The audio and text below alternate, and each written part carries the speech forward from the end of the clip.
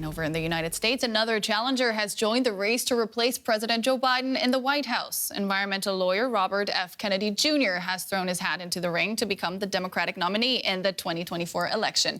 Kennedy is the nephew of President John F. Kennedy and son of Attorney General Robert F. Kennedy, who were both assassinated in the 1960s. He's a controversial figure in recent years. He's become a leading figure in the U.S. anti-vaccination movement, spreading conspiracy theories about the dangers vaccines pose to children. And that makes two official contenders in the running for the Democratic nomination. For more, we can now speak to Galen Druke, host of the 538 Politics podcast. Galen, good to see you. So, the field of candidates is slowly widening. Robert F. Kennedy Jr., a quite controversial figure.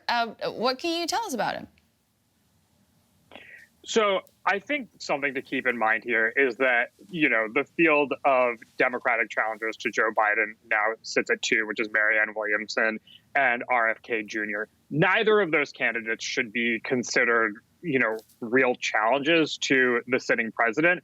They're fringe characters in American life, and they're certainly fringe characters within Democratic politics. When you just look at the polling straight up, you see that folks like Marianne Williamson are getting, single digits in the polling with basically no competition for a left flank on Joe Biden's left. I would say RFK Jr. probably has even less resonance with Democratic voters simply because of, for example, the way that COVID has been politicized in the United States over the past 3 years.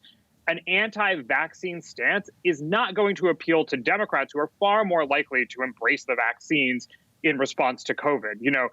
This is probably more of a message that Republicans would be willing to hear. However, he's running in the Democratic primary. So this whole campaign is a little bit confusing and probably shouldn't be taken too seriously when thinking about, President Biden's future prospects. Yeah.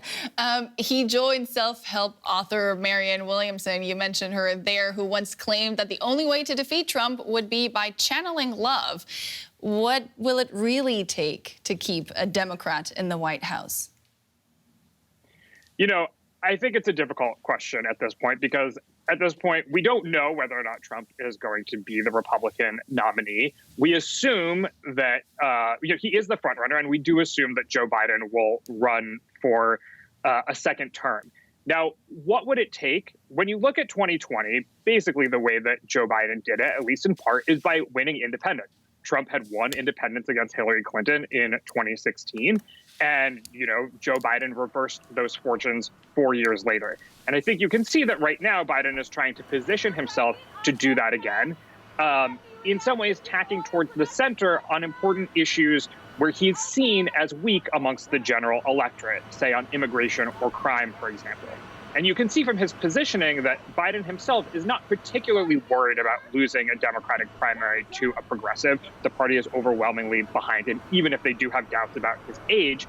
He's really thinking about a general election, both in, recently how he's responded to crime policies in Washington, D.C., and also getting stricter on the border in terms of turning migrants away and what sort of detention policies the administration might use when Title 42, which was a pandemic-era rule that was allowing the United States to turn away migrants at the border, will expire in May.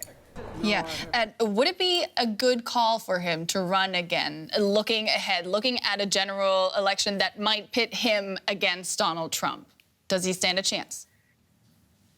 Would it be a good call? I guess that's the only person who can make that decision is really him. And the polling at this point is so early, it's hard to put all that much stock in it. When you look today at general election polling of a rematch of Biden versus Trump in 2024, you see Biden, on average, outperforming Trump by 2 points. But again, the reality is that because the circumstances on the ground can change so much between now and November 2024, I don't know that it's all that worthwhile thinking that that's how the election would turn out, because it's going to hinge on things like the economy, right? We're in a volatile situation vis-a-vis both inflation and the markets. And that will be a strong indicator in terms of whether or not Biden is able to win re-election. The reality here is that there are a lot of things that are going to be outside of Biden's control.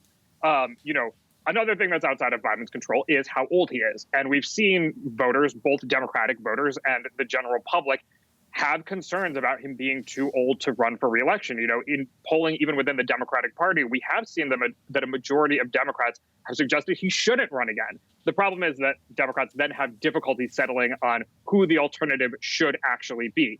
So it seems at this point not all that unlikely that we will have a rematch of, Trump-Biden in 2024. Right now, you might give it to Biden, but really, it's all too soon to be making those kinds of calls. Fascinating stuff. I would love to keep talking to you, but we have to leave it here because we're running out of time. Galen Druke, host of the 538 Politics podcast. Pleasure speaking to you.